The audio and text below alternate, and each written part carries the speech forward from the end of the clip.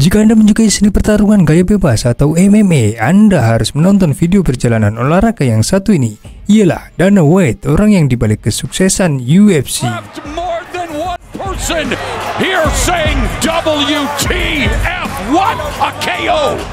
Dunia olahraga pertarungan telah mengalami transformasi yang dramatis dalam beberapa tahun terakhir.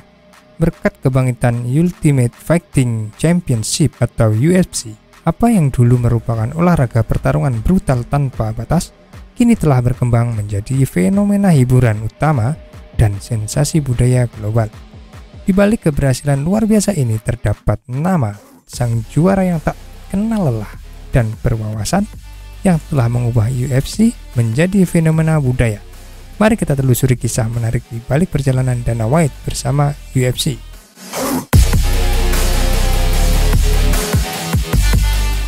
Pada pertengahan tahun 1970-an, seni bela diri campuran atau MMA hampir tidak dikenal di Amerika Utara.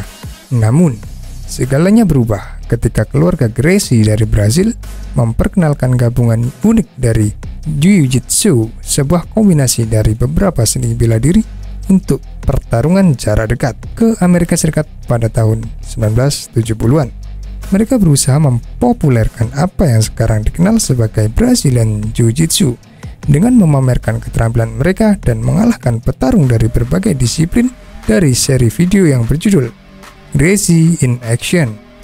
Video-video ini menarik perhatian Art Davie, seorang eksekutif periklanan yang memiliki keinginan untuk mengadakan turnamen pertarungan mereka sendiri untuk menentukan seni bela diri mana yang paling efektif. Akhirnya, Davie bekerja sama dengan keluarga Gracie untuk menciptakan acara pay-per-view bernama Ultimate Fighting Championship atau disingkat dengan UFC. Pada tanggal 12 November 1993, di sebuah arena setengah kosong di Denver, Colorado, UFC lahir. 8 petarung dari jalanan saling berhadapan dalam pertarungan di mana segalanya bisa terjadi. UFC 1 menampilkan 2 petarung kickboxing, seorang petarung savate, seorang ahli karate, seorang petinju, seorang petarung shot di Ken Shamrock, dan bahkan seorang pegulat sumo bernama Taylor Tully. Mereka semua bersaing dalam acara bergaya turnamen di mana kelas berat dan ukuran tidak penting. Yang penting hanyalah keluar dan memenangkan pertarungan mereka. Pada akhirnya, Royce Gracie, seorang black belt Brazilian Jiu-Jitsu dan saudaranya dari Hungary dan Gracie, menjadi juara turnamen UFC pertama dengan mengalahkan ketiga lawannya melalui teknik submission di atas matras. Awalnya pertunjukan ini hanya dirancang sebagai acara sekali saja, tetapi UFC 1 tak terduga berhasil menarik hampir 90.000 pembeli pay-per-view, sehingga Davie dan keluarga Gracie memutuskan untuk mengadakan acara-acara lain di masa mendatang. Namun menjual konsep ini tentu sulit. Moto mereka adalah tidak ada aturan, dan pertandingan yang ditampilkan menunjukkan tingkat kekejaman yang tidak bisa bagi penonton Amerika Utara yang belum terbiasa atau bahkan merasa tidak nyaman dengan pertarungan tersebut. Pada tahun 1996, kekhawatiran akan kekejaman UFC mencapai Senat Amerika Serikat, terutama Senator John McCain dari Arizona, yang memimpin kampanye untuk melarang UFC di semua 50 negara bagian dengan membandingkannya dengan pertarungan manusia sebagai ayam aduan.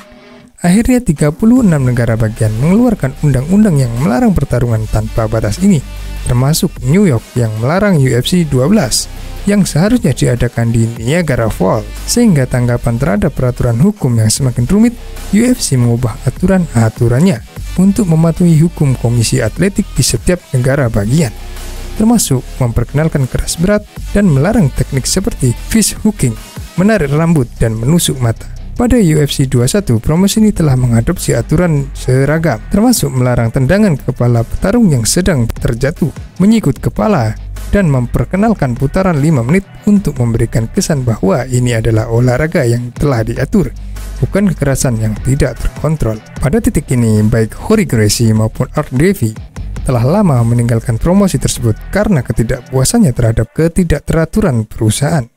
Mereka menjual saham mereka kepada mitra promosi televisi SAG. Namun, kelompok pemilik baru ini juga tidak berhasil menemukan solusi untuk masalah keuangan perusahaan. Meskipun acara-acara UFC terus menarik penonton dan pembelian pay-per-view yang cukup banyak, UFC tetap menghadapi kesulitan keuangan. Namun, jika UFC ingin menjadi lebih dari sekedar olahraga kontroversial, dibutuhkan seorang juara yang berdedikasi dan tak kenal lelah untuk membawanya ke level selanjutnya. Dan takdir telah menyiapkan hal tersebut, seorang juara yang siap muncul. Perjalanan liar Dana White sebagai ketua UFC dimulai pada akhir tahun 1960-an di Manchester, Connecticut.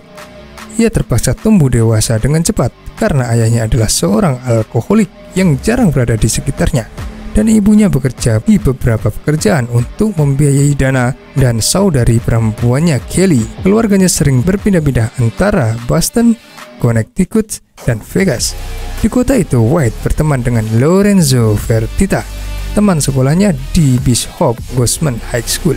Namun White diusir setelah membuat para biarawati kesal.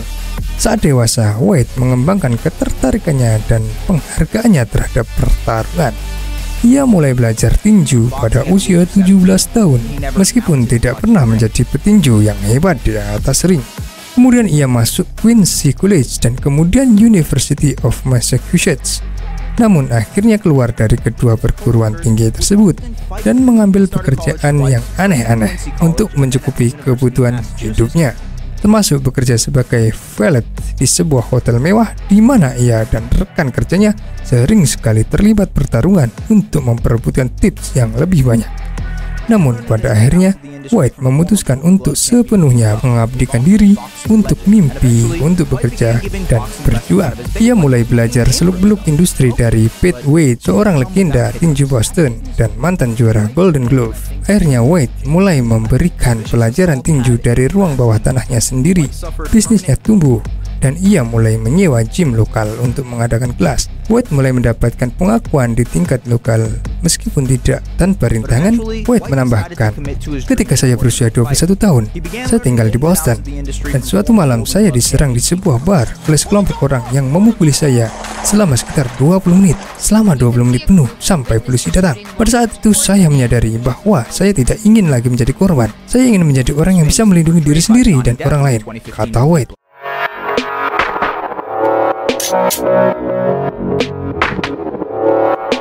Semangat dan ketekunan White terus mendorongnya maju.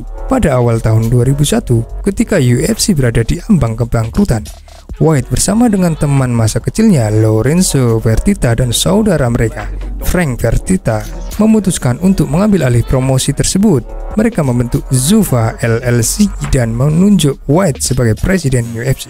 Dalam peran barunya, White mengubah wajah UFC dan menjadikannya bisnis yang sukses secara finansial.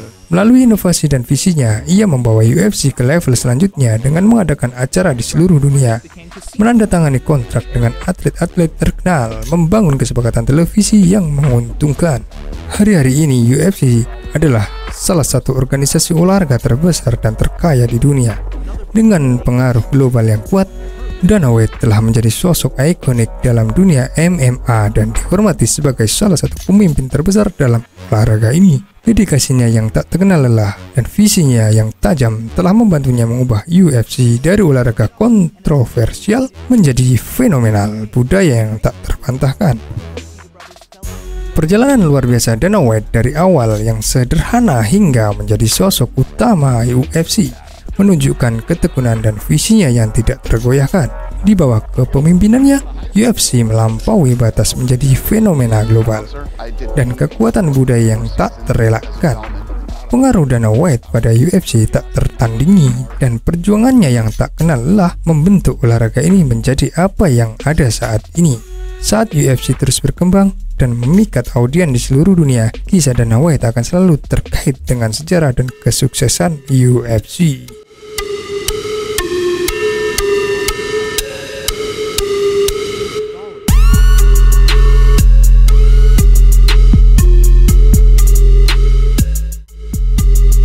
Terima kasih telah menonton. Jika Anda menyukai video ini dan ingin melihat konten lainnya seperti ini, tekan tombol subscribe.